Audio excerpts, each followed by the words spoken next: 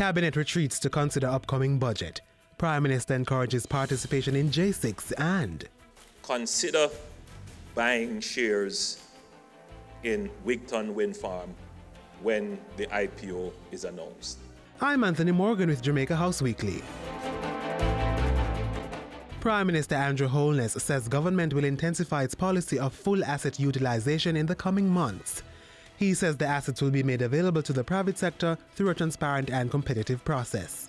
We will be doing it through a process of divestment, through public-private partnerships, through corporatization, and we will be also placing many of these assets on the Jamaica Stock Exchange, so that you who are gathered here can also own part of these companies and claim the prosperity.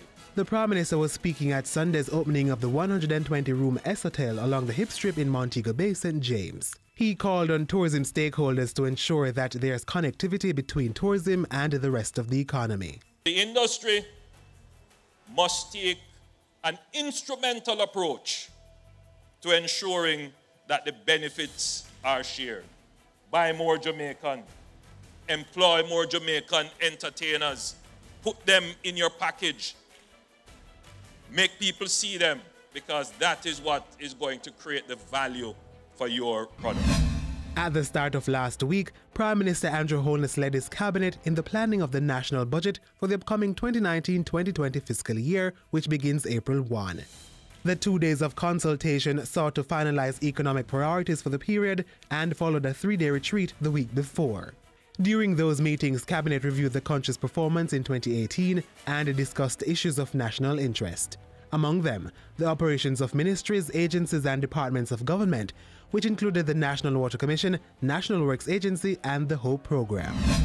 Tuesday evening saw the Prime Minister calling on Jamaicans to support the Jamaica Social Investment Exchange, J6. It's the first phase of the Jamaica Social Exchange, with the other being the Jamaica Impact Investment Exchange. J6 will allow non-profit enterprises to raise funds on an online platform that's operated by the Jamaica Stock Exchange, JSE. These companies are good entities for which to put your giving, your philanthropic giving to. And I would encourage, I endorse this, and I encourage all Jamaicans to participate by giving to these companies. J6 was launched during the opening of the 14th Regional Investments and Capital Markets Conference at the Jamaica Pegasus Hotel. The 5 social enterprises approved by the JSC to be on J6 are the Agency for Inner City Renewal, Def Can Coffee, Praise Jamaica, Choose Life International, and Alpha School of Music.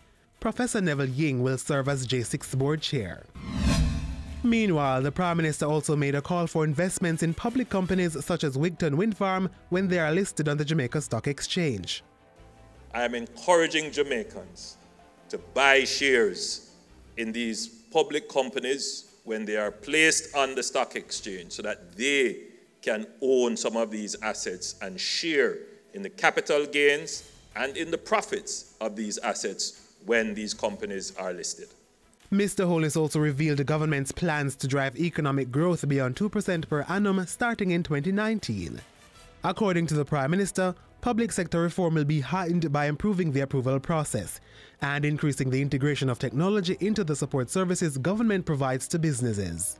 Business process re-engineering for government is absolutely important in order to create that regulatory environment in which firms can have regulatory certainty and can make decisions, not just basing decisions on the interest rates, inflation rate, etc. But what are the regulators going to do? How quickly can we get through the dense bureaucracy of government?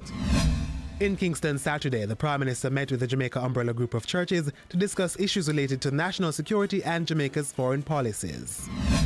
Saturday also saw Mr. Holness dispatching National Security Minister Dr. Horace Chang to the Second City for the funeral of former Tourism Minister and Ambassador Frank Pringle. Ambassador Pringle's homegoing service was one of 2 official funerals approved by Cabinet in the week. The other is former National Security Minister and trade unionist Dwight Nelson. A condolence book will be opened for Mr. Nelson at the Houses of Parliament between January 28 and 30. His funeral will be held at 10 a.m. this Thursday at the Holy Trinity Cathedral in Kingston. The Prime Minister was also in Paris, St. Anne, to support the 2019 staging of Rebel Salute. And that's how we close out Jamaica House Weekly. Be sure to join us next time for more of the news stories coming out of the office of the Prime Minister.